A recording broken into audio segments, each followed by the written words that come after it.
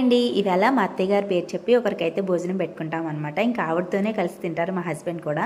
ఇంకా వాళ్ళిద్దరూ భోజనం చేశాక ఆవిడకైతే బట్టలు పెడతాను ఎప్పుడు ప్రతి సంవత్సరం కూడా. ఇంకా చీర జాకెట్ అయితే కొన్నామన్నమాట. ఇంకా పసుపు బొట్టు పెట్టేసి ఆవిడకైతే బట్టలు పెట్టేసి మేమిద్దరం అక్షంతలు అయితే వేయించుకున్నాం అనమాట ఆవిడ చేత. ఆవిడైతే చాలా హ్యాపీగా ఫీల్ అయింది, చీర కూడా చాలా బాగుందన్నది.